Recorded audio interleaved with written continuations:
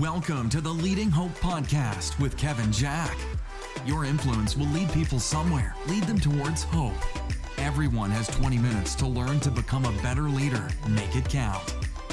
Welcome to Leading Hope with Kevin Jack. I'm your host, VJ Williams, here with my friend and pastor, Kevin Jack.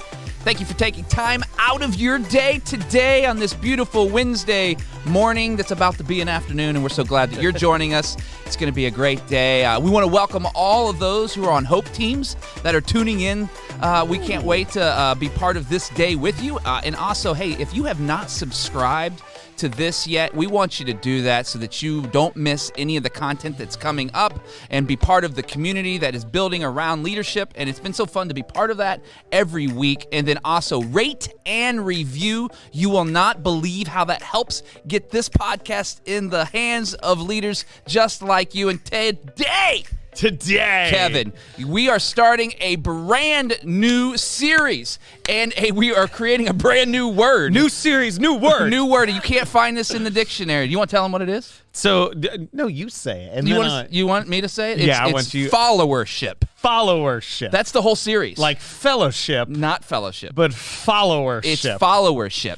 So that's what we're doing. And today, episode 79 in our first series of followership. Followership. 79 is entitled, Why Followers? Because you are fantastic at followership. You are enthusiastic, but are you a little cynical about the title of the series? No, I'm just trying to, I was realizing that it wasn't a word. Well, No, man, I'm excited. I really am. I'm excited for the series. It's going to go all the way till June. yeah, so we're going to do this the month of May. Yeah. So, first, a story.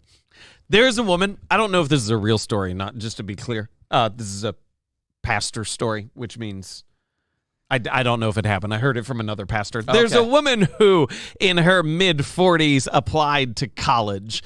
She decided, hey, she wanted a degree. She had never gotten a college degree before, and so she applies to college, took a great amount of courage. She was a little skeptical as to how it was going to go. As she is filling out the admissions application, she stumbles upon a question that really threw her off, and the question was, are you a leader or a follower? She knew she was not indeed a leader, and so she felt like she had to check the box follower or she wouldn't be being true to herself. She filled out the rest of the application, turned it in, sent it off to the college, and assumed that the response would be rejection because she had not filled out that she was a leader. A couple weeks later, she gets an acceptance letter from the university. As part of the acceptance letter came a special note that said, hey, congratulations on your acceptance to, I'm leaving out the name of the university, said, we felt that it was imperative that we allow you entrance into the university because we had over 16,000 leaders apply and only one follower. So we felt it was important that you be allowed entrance because we live in an age that so celebrates leadership that we have missed an understanding of the importance of followership, that I believe that leaders need to create better followers. For one, that's obvious. If you're leading no one, then you're not a leader. You're just walking around by yourself. But it's understanding that part of leadership is followership. When we talk about the idea of being a follower, for most of us, we just get an image. I'm a robot. I'm doing whatever I'm told to do. I'm just going through the motions. I'm a personal factory, just executing efficiency. That's all it is. My mind doesn't matter. I just go through the tasks. If we say you're a follower, that's what comes to mind. And we need to understand that part of leadership is being a follower. My belief is that the best leaders make the best followers because they understand what it takes to lead. So I want to use this first episode in this series, episode 79. I want to talk through a couple scenarios, give you a couple principles, just to help cement this idea that we need to understand what it means to follow in a healthy way. So 2 scenarios. First scenario is you're given a project on a team and you are unsure of the direction that it needs to go. The person who doesn't know how to follow what they will do is they will take it in whatever direction they think it needs to go, and then they'll be frustrated when it doesn't work for the organization as a whole or for those around them. They'll say things like, they just don't understand. They just don't get it. Oh. They're just not leaders themselves. The person who has a healthy understanding of what it means to follow will ask enough questions to get complete clarity on the bullseye. They will not walk into that situation with a desire to appear competent. They will have a desire to be competent. And those are two vastly different things between I want to feel like I've got it all together versus I know what is needed to do a good job. Throughout the process of the project, they will have several conversations with their team members to make sure that what they're working on works for them as well. This is the difference between someone who understands followership and someone who doesn't. You want to work with the second kind of person. VJ, anything to add on the scenario? No. Good. Scenario number 2. There is a big decision on the organization's future. The person who doesn't understand how to follow will jockey for authority, have a bunch of side conversations of, can I be in that meeting? Who gets to decide that? Who determines who makes this decision? These are the questions that are most important to them. And they will usually end up critiquing the decision no matter what's made because, gosh darn it, they're just smarter than everyone in the room. They have more awareness than everyone who's running everything. Michael Mosley is pumping his fist, waving his hand in the background. Thank you, Michael. Now, the follower, when there is a big decision on the organization's future, will add input when it is appropriate, will be absolutely sure that the people who are making the decision have their blind spots covered. Now, this is important. Whether they're asked or not, they will provide the input that is needed that they may not know to ask because they want them to make the best decision possible. Then, once the decision is made, their first role is to seek to understand why that decision was made. Not to critique it from their point of view, but to understand their point of view doesn't have everything. You want to work with the second kind of person. VJ, anything to add on that one? No. Okay, good. So here's a couple principles on this. The best leaders make the best followers. The person who is a great leader is the person who is also the easiest to lead. We have adopted this mentality, and it is destructive, it is narcissistic, it is prideful. I could just keep going forever, but we've got other content to get to say, oh, they're just struggling in this role because they're such a good leader. Listen, the best leaders make the best followers. Now, if you are working underneath a poor leader, they may be a frustration to you. Like if you're a great leader and you can see the future clearly and you can harness momentum and you work at a fast pace, working under a poor leader may be a frustration to you, but you will not be a frustration to them. Oh, that is so important to understand. You may be frustrated by your boss, but your boss will not be frustrated by you because you're seeking impact. You're seeking to make a positive contribution. And so here's a statement that I just want us to be able to kind of hone in on. The follower understands it's not about you, but it starts with you. Your vision, your behavior, your attitude, this shared vision of what we're working towards. If you're a leader and you never learned how to follow, if you're in a position of leadership, and you never taught those, and you were never taught in some way how to follow someone else, the probability is that the vision is more about your ego than the collective impact. And you don't have any understanding as to when to lead, when to allow someone else to lead, when to make a clear decision, when to allow input. You don't understand these dynamics that are so important for building something great together because you think, I'm a leader, I'm not supposed to follow. The follower understands it's not about you, but it starts with you. So here's kind of the paradigm piece, and then we'll get into all the discussion pieces for today. Followership is part of the skill set of leadership. You're always doing both. Whether you're leading the meeting or in the meeting, You're learning, guiding the conversation, seeking out blind spots, and ensuring everyone is heard. You don't have to be the person who set the agenda and sat at the head of the table to help guide the meeting. You're always doing both. Whether you're at the microphone or in the audience, you understand that you're contributing to the energy, you're responsive in your body language, that you are part of the message that is being delivered, which brings us back to the whole 2 series ago we did on leading with a mic. Man, it is so important to understand those pieces. And so here's my last statement. Ready? All right. The idiot, should I have a better phrase? Keep going. Don't have time for synonyms now. Yep. The idiot thinks that only their actions when they have the title leader matter.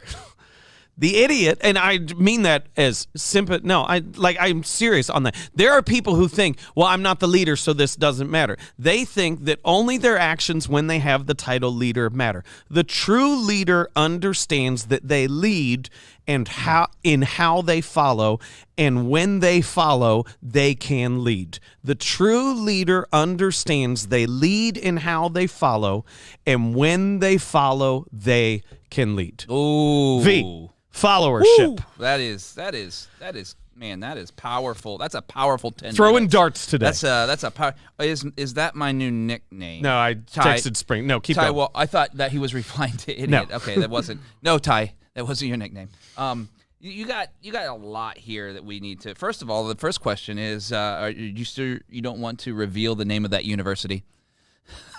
I actually don't remember. Oh, darn it! That's why. That would have been great. You said the best leaders make the best followers. In other words, you cannot lead anything unless you know how to follow first.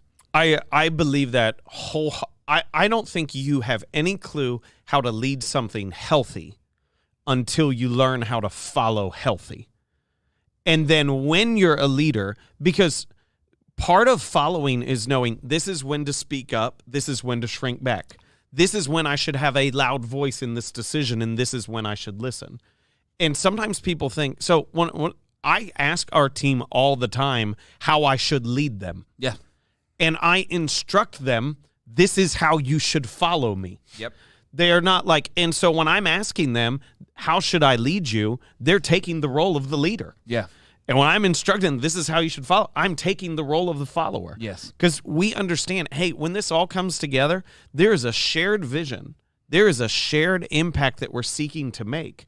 And if you're only ever leader and never follower, then it's all about you, and it's not about what we're doing together. And I think that's you just nailed it, right? A shared vision includes more than you.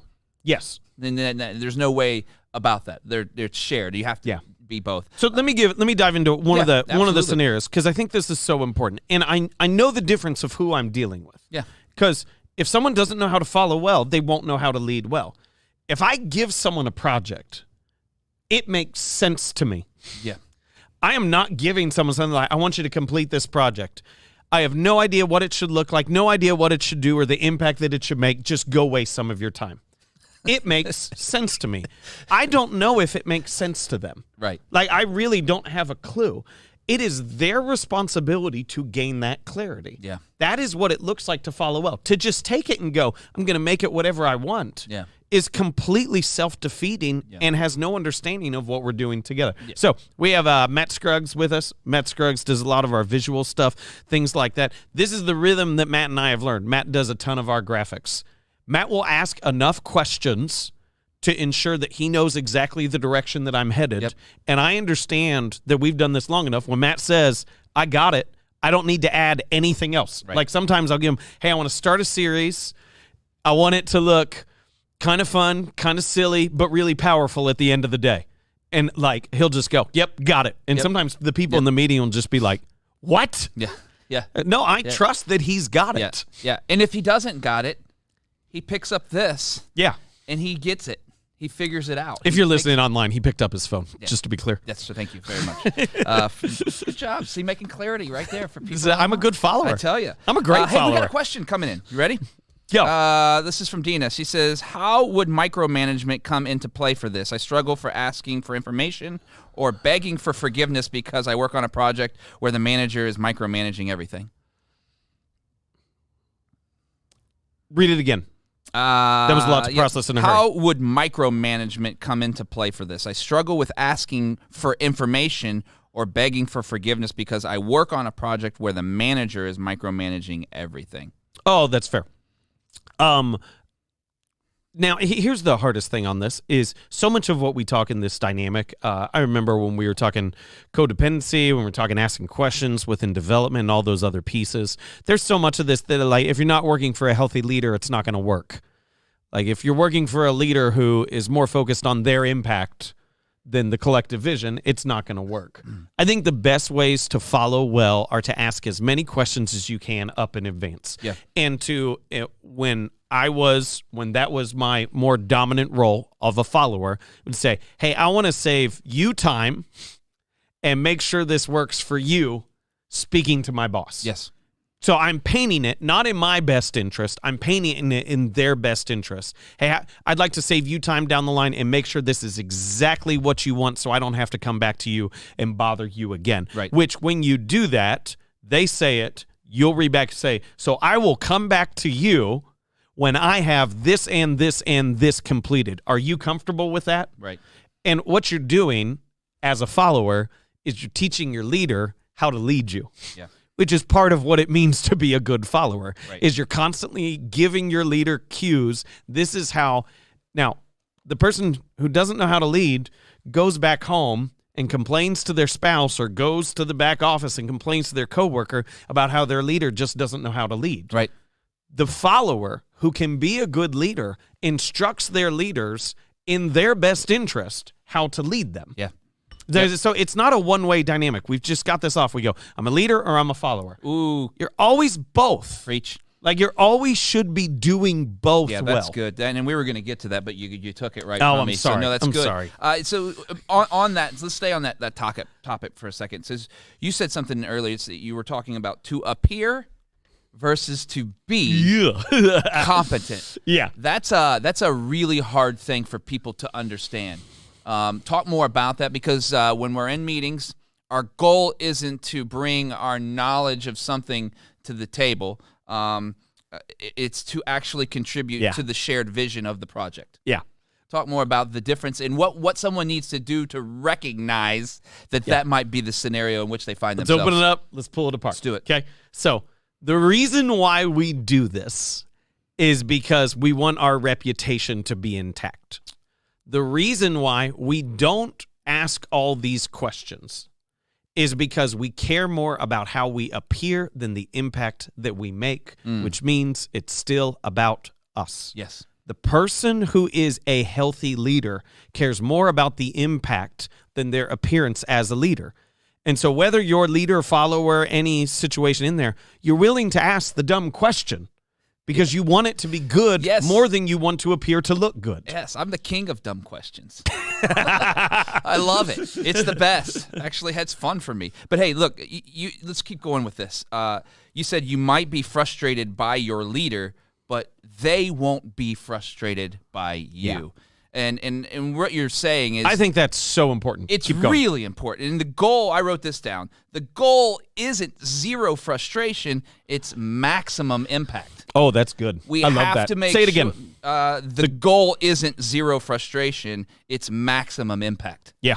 Like, that's the goal of everything that we're doing, right? It's how much impact and authority in your leadership or as a follower can I make? Not zero frustration. If you're not getting frustrated, you're not making anything better. Yeah.